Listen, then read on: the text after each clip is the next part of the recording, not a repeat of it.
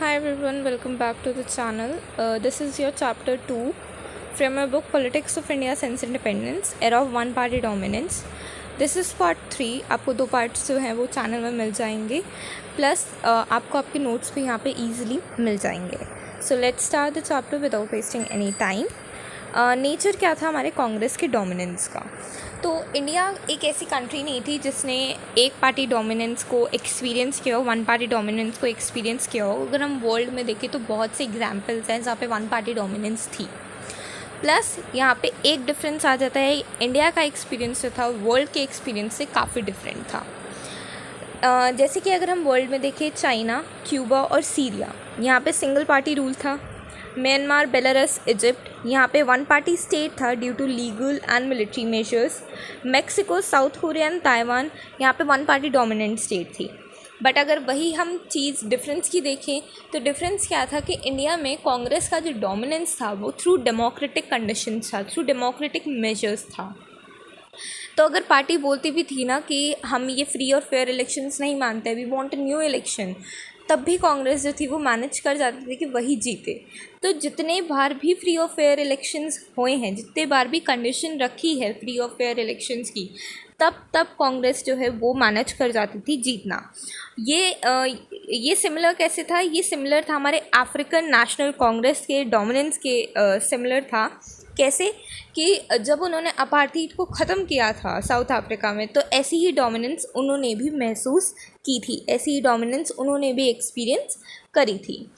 अब ये जो है ये फैक्टर्स हैं कि कांग्रेस डोमिनेंस कैसे बनाती है अपना इंडिया के अंदर. तो जो रूट है एक्स्ट्राऑर्डिनरी सक्सेस की कांग्रेस पार्टी का, ये जाते हैं legacy of the freedom struggle. जो फ्रीडम स्ट्रगल में इन्होंने जो फ्रीडम स्ट्रगल निभाया है उसके कारण जाते हैं. If we talk about national movement, तो ये उनके इनहेरिटर हैं. ठीक है, बहुत से लीडर्स जो थे जो स्ट्रगल में थे, हमारे नेशनल मूवमेंट में थे, ये आज पार्टिसिपेट कर रहे हैं, इलेक्शंस लड़ रहे हैं. ठीक है, तो कांग्रेस जो थी वो बहुत ही वेल ऑर्गेनाइज पार्टी थी, और बाय द टाइम दूसरी पार्टीज स्ट्रैटेजी के बारे में सोचती भी थी, like they could think of the strategy, and इतने में ही कांग्रेस जो थी अपना कैंपेन शुरू कर देती थी. तो बहुत सी पार्टीज़ जो हैं फॉर्म हुई थी इंडिपेंडेंस के अराउंड. तो इसलिए उनकी लेगेसी जो है वो इतनी नहीं थी कि वो कांग्रेस को बराबरी दे सके. इसलिए कांग्रेस के पास कौन सा एडवांटेज था? First of the block advantage था. Now if we talk about Congress as a social and ideological coalition, हमें पता है कि कांग्रेस का ओरिजिन 1885 में हुआ था as a pressure group. Pressure group किसके लिए हुआ था? For the newly educated professional and commercial class. ठीक है, और वो प्रेशर ग्रुप मास मूवमेंट में कन्वर्ट हो गया हमारा 20th सेंचुरी में. ठीक है, यानी कि एक इवेंचुअल ट्रांसफॉर्मेशन हुआ from a mass political party to domination of a political system. ठीक है, अब जो कांग्रेस है वो एक ऐसी पार्टी है जो कि English speaking, upper caste, upper middle class, urban and light people को कंसिस्ट करती है. बट जैसे ही वो सिविल डिसोबीडियंट मूवमेंट को लॉन्च करती थी, उसका सोशल बेस बढ़ जाता था. ठीक है, तो इसलिए उनका सोशल बेस बढ़ता गया. दूसरे कल्चर के लोग, दूसरे हमारे डाइवर्स ग्रुप्स, इनमें इंटरेस्ट आते गया.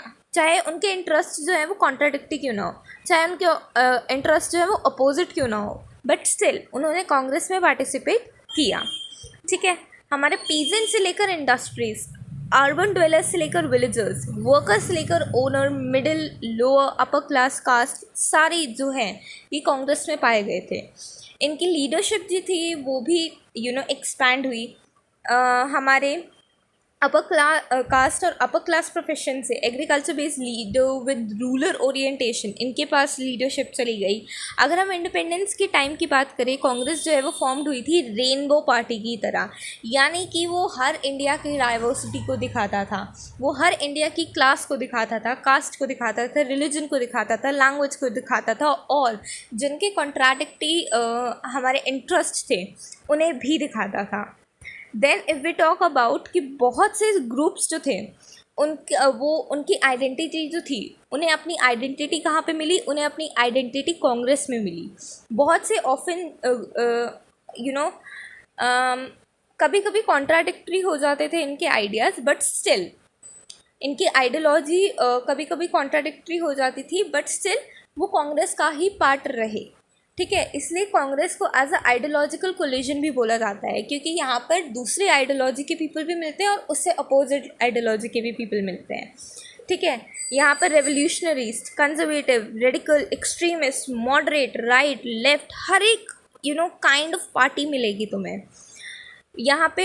हर एक लोग मिलेंगे तुम्हें, हर एक कास्ट के बंदे मिलेंगे, हर एक क्लास के बंदे मिलेंगे।